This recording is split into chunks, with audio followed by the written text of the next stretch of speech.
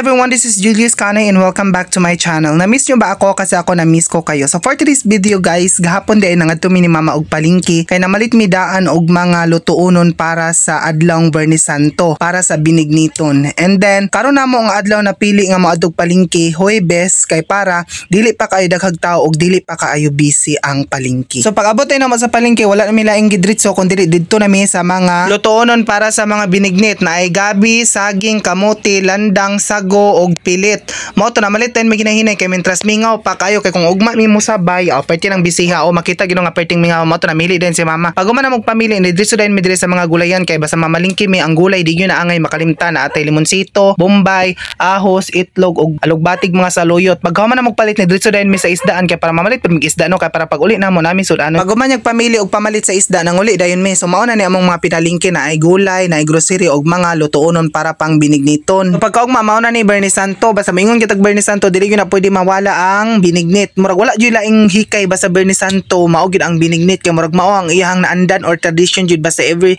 Bernie Santo binignit yoy lutuon or naamang po'y magbiko pero mostly gyud sa kasagaran sa gipangluto sa mga tao binignit. So mao to gipang prepare din ni Mama ang mga lutuonon iya ring gipanitan ang ubi, karlang og kamuti kay para dali na lang kayo unya pag slice. So ang kanining vlog guys so murag more on paspas ko ani kay murag dili na ko maapas ang lihok ni Mama kamurag paspas kayo no kay mo kaya ako gusto na ko mag-video sa unsaon pagtadtad dili na matadtad kay siya nagtadtad na. So karon ang ako ang buhat diri ako ang nag-slice sa saging gipaislanting na ko na siya kay daghan jud ta ko gusto gisagol nga saging na si Mama dili man ganag saging. Mo tong gamay ra kong gisagol nga saging. Unya kagapon dito sa palengke tungod sa kabisi ni Mama ako na lang iyang gipapili nga pagpalit atong pilit nga ginaling. Unya kani laging sige ra kog video kay gusto la ko i-vlog lagi siya. Wa mo ko kabalo day nga isa ra akong napunit dito nga kuan ginaling nga pilit. Di perti rang gamay kay nagtuo jud ko ang ingon man ko ni Mama magkuha do ko ato pero wala ko kabalo nga pilit dayto kay nagtuo man ko harina ran di ako ra pong giisa kay nagtuo ko isa di karon na budget ni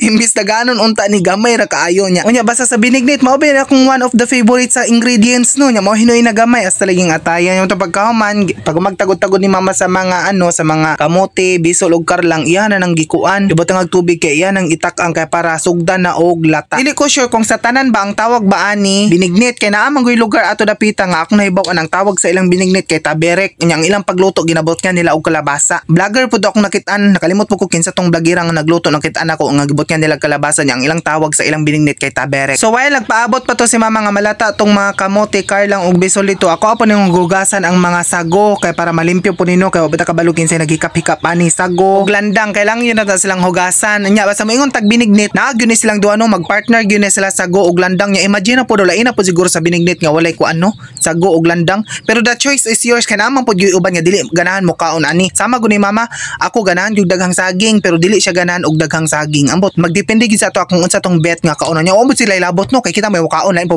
magagad ta sa laing tawo nga kita may mukaon ana di ba kung asa ta comfortable kung asa ta lamian didto ta og kani pong magluto-luto to no basta daghang tagkauban malipay pud ta kay dili ta mahago na itig kagod na itig slice na itig hugas na apoy tig panit mao nang dili kay hago basta tinabangay og daghan mo na pagkahuman ato nalata naman ang mga bisol karlang gisunod na ni Mama ang landang gipaibabaw og gipaibabaw pud ang saging og basin matingala mo ngano among binignit natunga na lang na siya wala na siya napuno kay among gibahin og duha ka kaldero kay dili day siya maluto sa isa lang ka kaldero nya maulaw man pud mi manghilam nagdagko nga kaldero da silingan na mo no nga murag halos man tanan karon nagbinignit pero dili maguol kay ang consistency maora gyapon na siya ihalo lang gyapon na siya after maluto kay para walay matab-ang walay matamis mao na to gibutang na ang final nga tuno gibutang na og gatas og ang las ang asukar para pang patamis unya karon kay init-init naman gamay gi-assistant sa nako si Mama okay kay murag maora magin atong matabang no kay murag wa pa matakabaluon sa unay pagluto ang binignit mao ning nagtan-aw ta karon ni Mama kay para makuha nato yung tiktik og kabalo na ta mo luto sunod nakita ninyo no pagkaluto tanan gihalo ra gyapon namo sa isa ka balunan para ang consistency maora gyapon og katamis maora gyapon unya basta para sa ako basta si Mama magluto wag yung makalabaw